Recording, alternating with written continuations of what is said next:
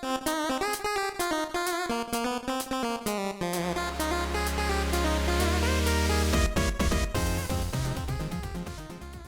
there, everybody. This is Ed, and welcome back to another edition of Bagel and Booze.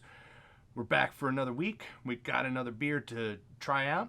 This was one where it wasn't necessarily I was kind of looking for anything. I guess that's kind of the best. It's one that kind of found me. We were at State Line last week getting ready for the Super Bowl. Go Chiefs. And found, probably just pissed off all my Eagle fans. If there are any Eagle fan subscribers out there, they probably just unsubscribed, but we'll digress and not get into that. But in any event, we were there getting ready for the Super Bowl for some beers, and there was Port City Brewery. They're out of Alexandria, Virginia. They were there handing out some samples, and I'm not one to turn down some free beer, so we tried out a couple different ones. And there was one that kind of hit me a little bit and wanted to get more of it and try to do a more formal review of it. And that we are going to get a little smoky in here. Smoke if you got 'em. We've got a Imperial Smoked Imperial Porter. I think I might have it backwards. Imperial Smoked Porter. Smoked Imperial Porter. Either way, it's an Imperial Porter, which, as we know, kind of ups the game. This is going to be a 9% beer, so we're going to go ahead and get started. So, as I said, we've got our beer. It's coming from Port City, Alexandria. These guys were established in 2011, and what we have here, it is their Colossal 2. This is a kind of, I guess, a redo of their beer that they first brewed for their second anniversary back in, if I can do my math, that would be 2012. So we're a little slow here on Bagel and Booze. The one thing kind of found out is Port City Brewery, they have the distinction of being the longest brewery in operation in the Metro DC area. So they brew stuff for the Mid-Atlantic region. You might be lucky, you might find it outside of the Mid-Atlantic region, but you know, with this, you know, we're going to go ahead, try it out. Like I said, I tried a little bit of it. It kind of hit me there, so we've got a whole bottle, and we're going to see how she does, see if it chugs, and we'll give it our full review. We got to do our the more you know moment, because it's a Bagel and Booze.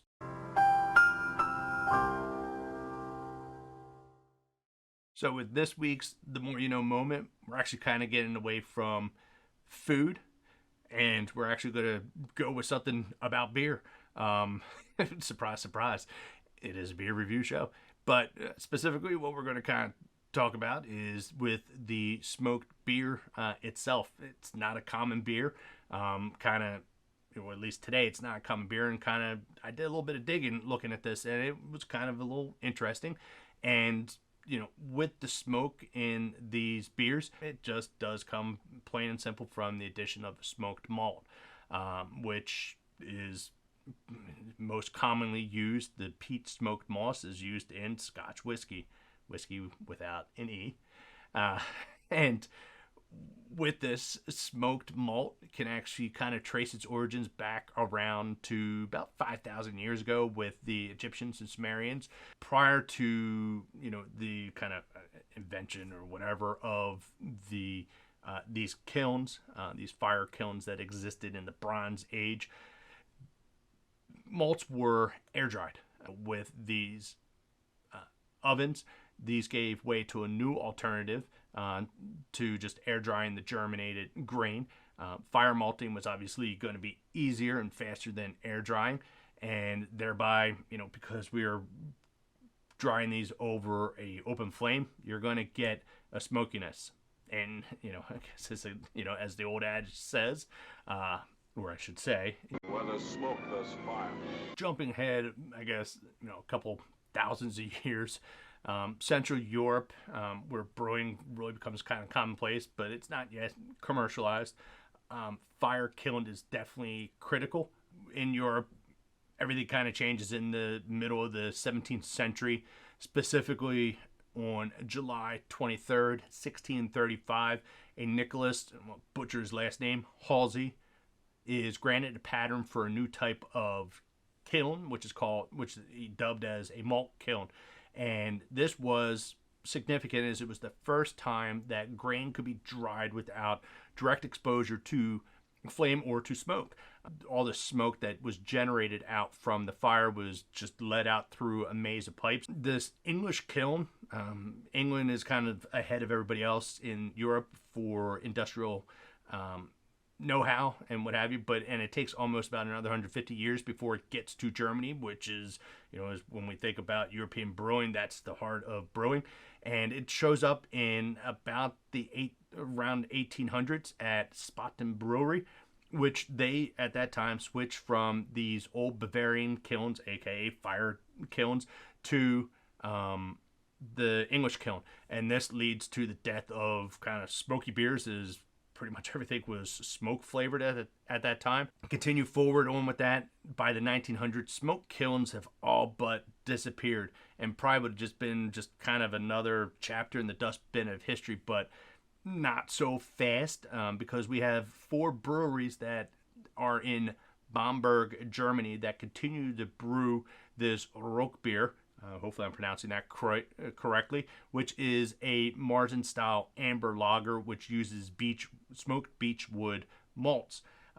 As of today, there are only 2 that remain, Spitzel and I'm going to try to pronounce this, Schlankarla. These 2 breweries are the only ones that exist today that have not veered from this century-age-old method of kilning. They continue to make these smoke-type beers to this day. And the Rock beer isn't the only smoked style that still is kind of lingering around, no pun intended. But we have a Great Seer, which is a Polish beer that's made from oak smoked wheat malt. It's very bitter from what I understand from some of the reading. And then there is also another one, and I'm going to try to pronounce this the best I can, Leek Ten Heiner, which is a sour smoky barley malt. We can just basically, thank these, 2 breweries that still exist and have held on to that. Again, I'll throw in the Scotch distilleries that basically allow us to kind of have the smoked beer and actually do our review for today. I guess that's our the more you know moment, a long moment for today. But one last little bit off of that, as you could probably guess, there is, surprise, surprise, there is an actual day for smoked beer. It's not specifically smoked beer itself, but Smoked Beer Preservation Day is July 23rd. What other day makes sense but the day that the patent was issued for the kiln, as a little jab to it, because it was that kiln that basically killed smoked beer. With that, we'll go ahead and get this poured out and we'll start our review. I drink and I know things. So you can see we got it all poured out, and I've got kind of a mug this time instead of my usual pint glass, but I need to get myself a proper wide mouth mug instead of this tiny little guy that we got here. But in any event, this is a nice darkly poured, we'll put that back there I guess so you can really see it, nice dark beer to it, got a nice tan.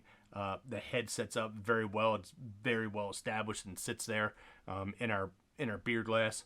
So right off the bat, as soon as I get that, I don't know if it's just because of the narrowness, kind of follows it up, but there's definitely a very smoke forward presence on this, which is what we're going to hope for in our smoked porter. I would expect nothing else. So we'll go ahead and give it a good old swig this time. That sets up very nice. The smoke, while from a smell point, just kind of aroma kind of hits you on the forefront. I definitely do not get, would you get like with some whiskeys and stuff where all it does is just taste reek of smoke. This has a nice good balance that comes to it. I don't get any overtone of it. There's a nice little linger on the backside of the smokiness that we get off of the porter, and with the flavor profile. And as it kind of sits there and we'll kind of take a little bit more of a breather off of it, definitely kind of get that characteristic. But overall, it sets up very nicely. I'm not really finding much wrong with it. Again, I guess I am a little partial off to my dark beers, but even some of the dark beers that we get, even our porters and what have you, we've had some hits and misses. Looking at you, peppermint porter, but with this guy, it sets up very nice. It's a good clean beer. It's got a nice heavy darkness to it. The smoke gives it a different type of profile characteristic to it, that it's not just like drinking a good old dark beer that comes in, and imparts a nice flavor profile. I think the thing that would kind of, to me, kind of throw it over the top would be, a little chocolate, even a little cherry maybe inside of there, or chocolate cherry, and add that smokiness. To me, I think that would make it just 100% out of the park off of that. But, for what we got here, it ain't bad. I'm liking it, and I guess with our review, rating, like I said, I'm not finding much, even with that little, kind of tweak that could come in. We're going to err, and we're giving it a 5 out of 5. Like I said, I'm not finding really anything wrong with this, and it is definitely one that, can go back, grab more, just sit back, crack them open, and try them out. The next thing, obviously, we got to figure out is, it's great for sipping, but will it chug? So we're going to find out now. Will it chug? As you saw, we still have a good little bit of beer left. Going to find out, with like some of the other beers, if it kind of changes any characteristics to it. If we get too much smoke coming in at one time, if it kind of changes, maybe input onto our initial beer rating. So we'll go ahead, chug it back, and we'll give our final thoughts on it. So hopefully I can do it off of this little mouth beer glass. So we'll find out. So bottoms up.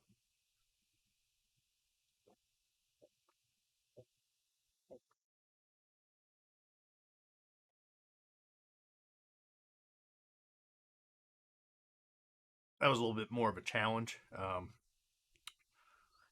Ooh, um, don't know if it's because I have more tiny little glass, but it obviously will chug.